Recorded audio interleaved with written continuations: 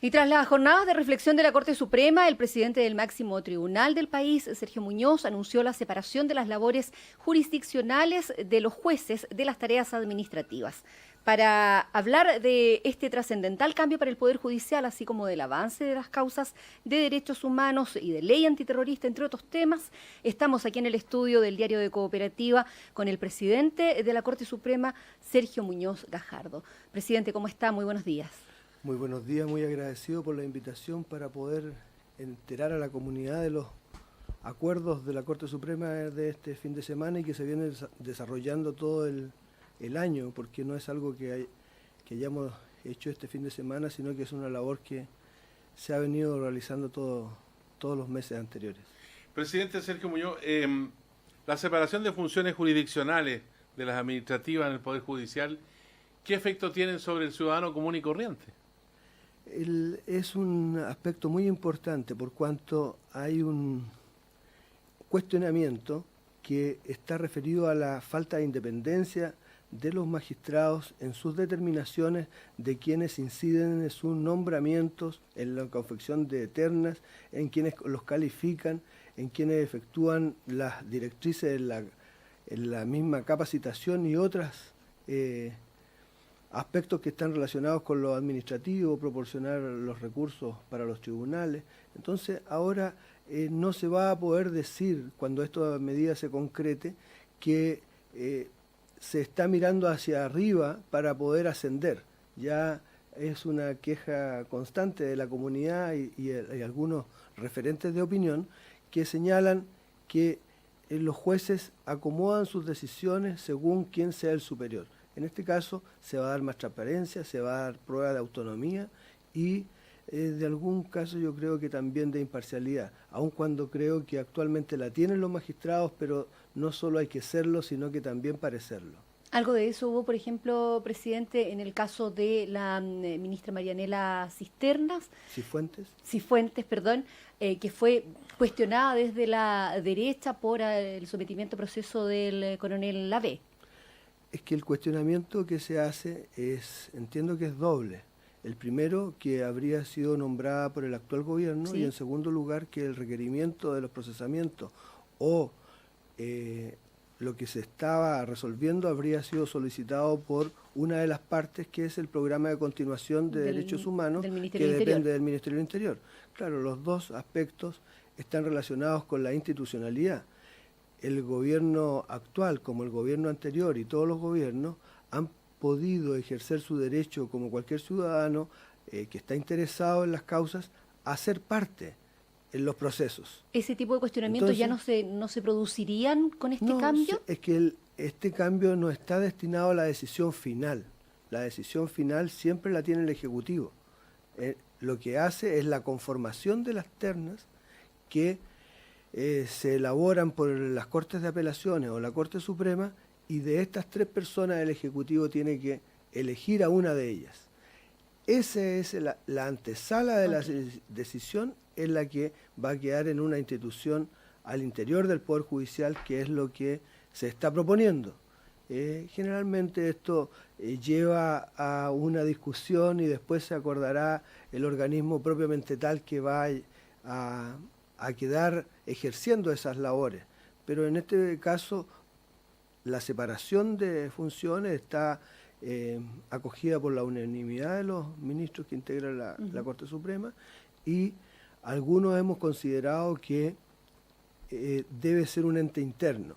Hay proposiciones también en orden a que sea un ente mixto o un ente externo, pero eso es lo fundamental. Ahora, ¿qué es necesario hacer desde el punto de vista jurídico para provocar esta modificación y cuánto tiempo podría demorar ese trámite?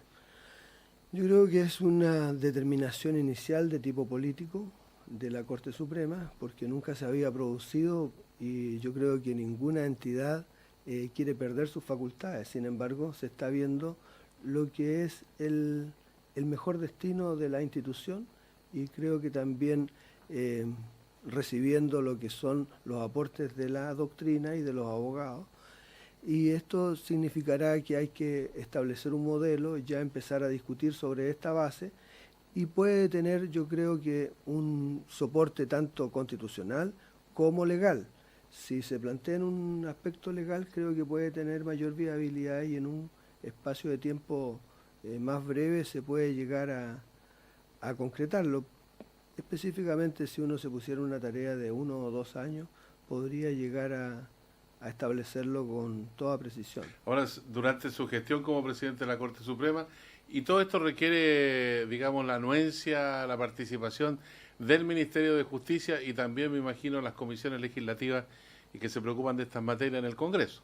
Hemos tenido una relación, yo creo que muy fluida, tanto con el Ministerio de Justicia como con las 2 comisiones de Constitución y Justicia de la Cámara de Diputados y del Senado, que se ha iniciado una conversación con ellos desde principio de año en lo que es por esta presidencia, exponiendo cuáles son los lineamientos principales que nosotros queremos lograr. Pero no sé si se me permite para expresar que no todo ha sido esta separación de funciones como aspecto político, sino que hay otras definiciones que van a tener mucha trascendencia en el desempeño de los jueces, funcionarios y profesionales del Poder Judicial, que está referido a dar mayor objetividad y reducir la discrecionalidad al interior del Poder Judicial en nombramientos, en calificaciones, en capacitación, fundamentalmente. Y vamos a abordar el tema disciplinario también para dar mayor objetividad. Se tiene también un parecer respecto de lo que acabamos de ver de Gobierno Judicial sobre la reforma procesal civil y en lo que se refiere a los problemas del contencioso administrativo especial que ocasiona un sinnúmero de acciones, más de 155 procedimientos distintos que creemos que hay que ir concentrando. ¿Esta es una suerte de modernización del Poder Judicial entonces, presidente? Es una batería de proyectos. ¿Se están ayornando? No, yo creo que hemos entendido que el Poder Judicial lo conformamos todos.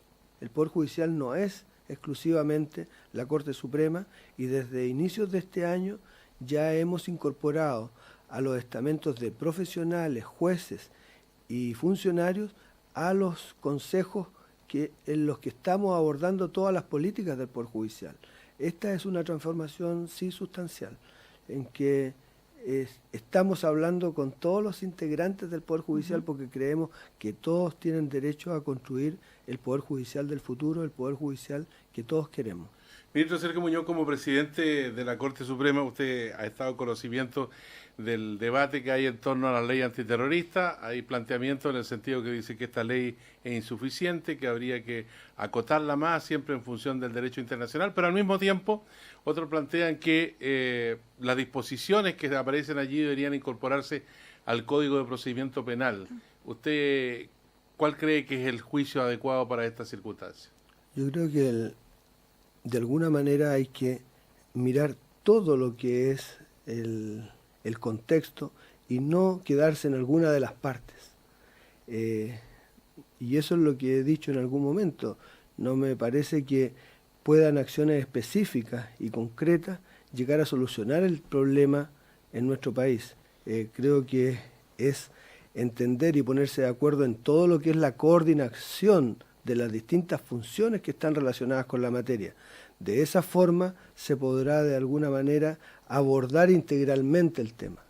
No me querría referir a temas concretos porque no corresponde a mi área técnica jurisdiccional, pero creo que ese debiera ser la directriz, señalar, hacer un diagnóstico, quiénes son todas las autoridades que están trabajando en esta materia y cómo las coordinamos mejor para que el Estado pueda responder también con mayor calidad ante este flagelo que es el terrorismo. ¿Y esa necesidad de responder mejor, presidente, pasa por una modificación a la ley antiterrorista? Yo creo que son 2 aspectos también diferentes. Una es la modificación de la ley antiterrorista y otra es la coordinación de las autoridades. Creo que esto segundo no necesariamente pasa por la modificación de la ley. Yo lo hoy he dicho, hay descoordinación hoy. Yo lo he dicho en las autoridades entre quiénes y quiénes. ¿O cuáles? No quiero hacer ninguna crítica. Yo digo que se puede mejorar con una mejor coordinación. Pero hay una crítica implícita, presidente. Yo creo que todo es perfectible y creo que es perfectible en este ámbito que estoy señalando. Si hay mayor coordinación, se van a obtener mayores resultados o mejores resultados. ¿Entre ejecutivo y policías? Todas las autoridades que están ¿Ministerio relacionadas con el Público? tema. Todas las autoridades que están relacionadas con el tema. Y por el otro lado, decía usted, va una modificación También a la ley antiterrorista. para entregar todo lo que son las herramientas adecuadas que se han recogido y se han legitimado también en el derecho internacional y en el derecho comparado. Ahora, otro de los casos que se ha mencionado ya en esta conversación, pero que me gustaría que profundizáramos un poco más, con respecto a las críticas que ha recibido el Poder Judicial desde la Unión Demócrata Independiente, en el sentido que han cuestionado precisamente uno de los valores fundamentales de la justicia, la independencia, por la celeridad, se dijo en su momento, con que la ministra en visita ordenó la detención del coronel Cristian Lavé por el caso Tejas Verde. Este es un caso de ahora, de varios tiempos que lleva ya discutiéndose en los tribunales. ¿Cuál es la circunstancia?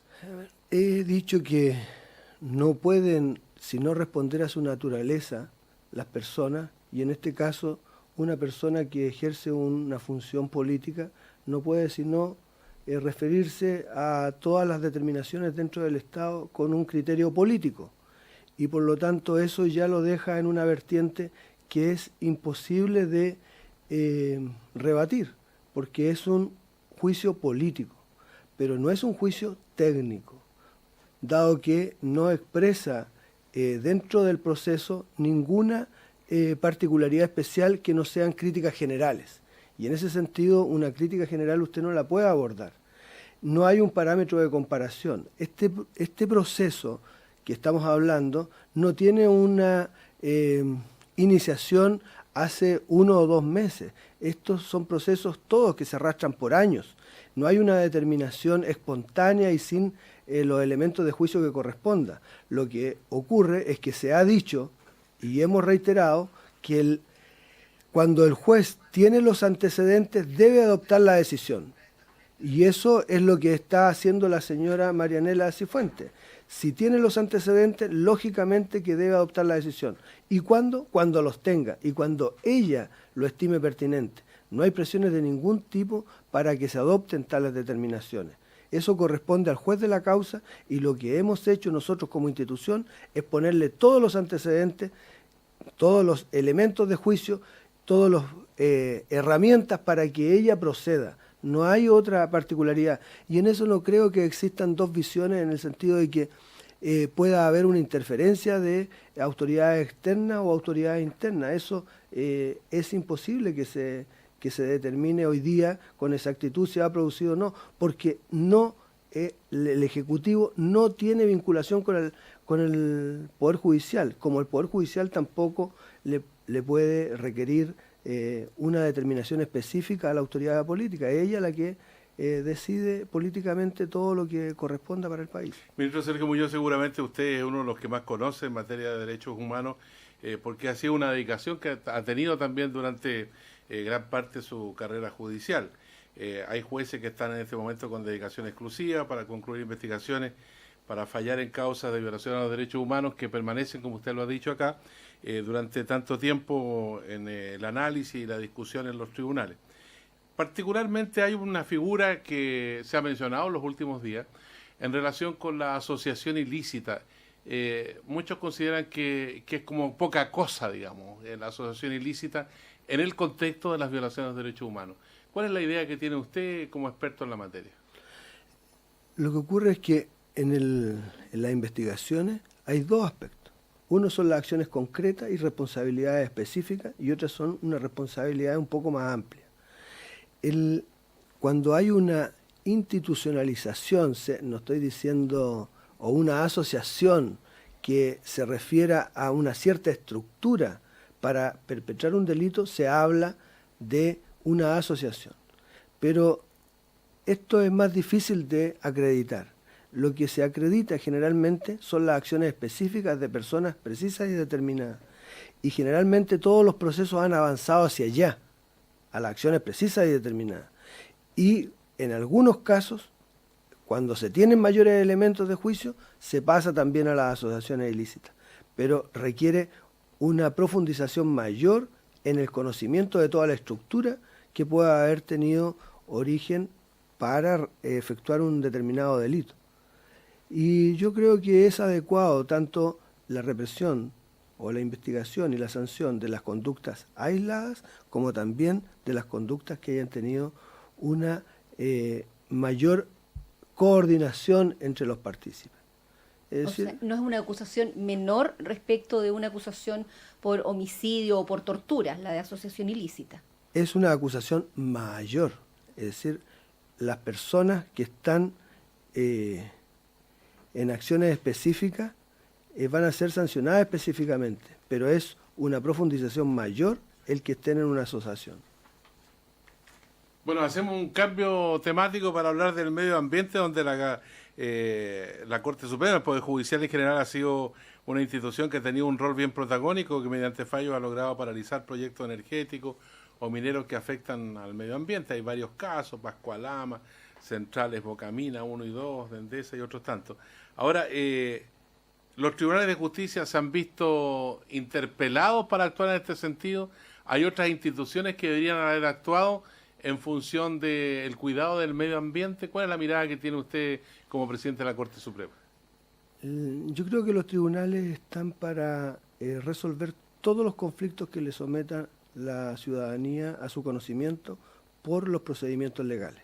No hay inconveniente en eso. Los tribunales se van a adecuar y van a responder siempre que sea uno el requerimiento o que sean varios. O lo que ha pasado incluso con las acciones que están relacionadas con la ISAPRES, que han llegado a recursos de protección casi a 200.000 el año pasado, en que nosotros por medio de una tramitación electrónica hemos abordado el tema. Y también va a ocurrir con las acciones medioambientales. No hay problema por cuanto está la legislación, y la legislación es la que ha previsto cómo se puede llegar a responder por parte de los tribunales a estos requerimientos que hace la ciudadanía por las acciones correspondientes. Lo que ocurre es que si hay algún ciudadano en Chile que no está de acuerdo y le afectan sus intereses, determinaciones en cualquier materia, puede recurrir a los tribunales cuando la ley lo contemple.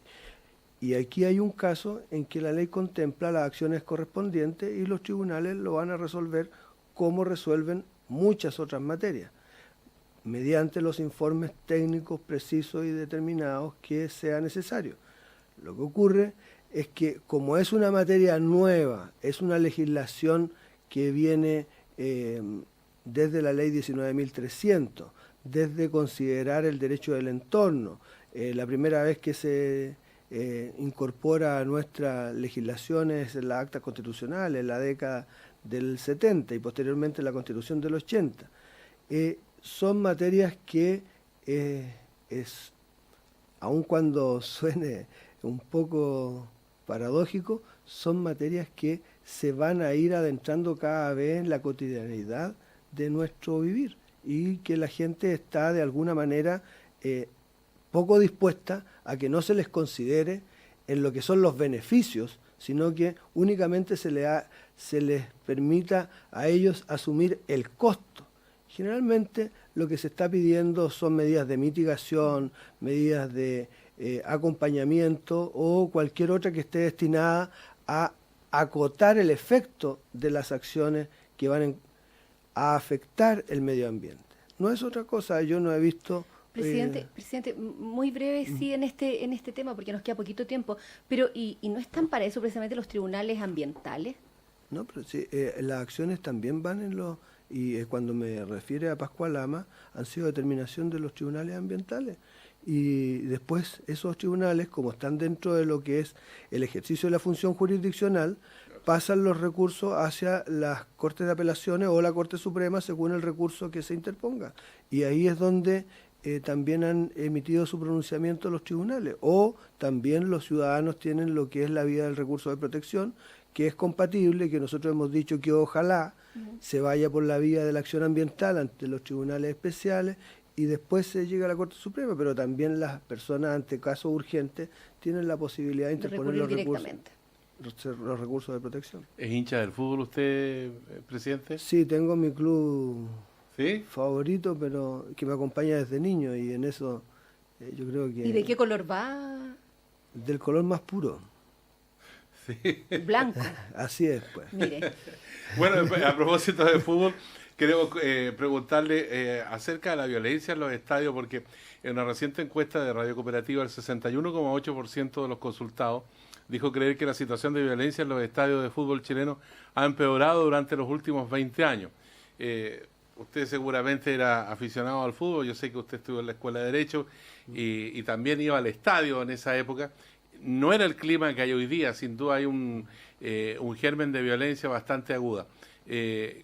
¿Cómo se tendría que resolver este problema? ¿Usted piensa que hay alguna fórmula que se pueda articular, ya que tanto gobierno como autoridades del fútbol, todos los gobiernos de todos colores, no han podido alcanzar éxito en esta materia? Sí, yo creo que otros países también han enfrentado esta temática desde una pasividad del hincha hasta una efervescencia ya sin control. Y han recurrido a ciertos métodos que están dentro de la literatura, que no pasa sino por que en los estadios entran las personas que se puedan controlar. No la cuota que tiene el estadio, sino que solamente entran las personas que la autoridad, tanto pública como privada, guardias privados como la policía, puedan controlar. ¿Hay que reducir el aforo de los estadios, dice usted? Es una de las formas que se ha pensado por cuanto la gran multitud y la gran posibilidad que se concentre es lo que provoca la efervescencia. Entonces, también controlar los accesos, controlar el hecho de las marchas, banderazos y otras cosas que están coordinadas en otros países con fuerzas policiales, porque los vecinos son los que pagan las consecuencias en estos casos, lo que no parece muy acertado. Bien, queremos agradecerle al presidente de la Corte Suprema, magistrado Sergio Muñoz, por conversar con nosotros aquí en el Diario de Cooperativa. Lo hemos recibido en Casa Nueva, ministro. Usted estuvo allá en Providencia antes, ahora estamos en la comuna de Santiago. Yo lo felicito por este adelanto, me parece muy cómoda y confortable las nuevas dependencias que tienen y que sea auspicioso para el bienestar tanto de la institucionalidad Radio Cooperativa como para lo que es la información para todos los chilenos. Eso esperamos también, pues. Muchas gracias, que tenga un buen día. Igualmente, buenos Gracias, días. presidente, buen día.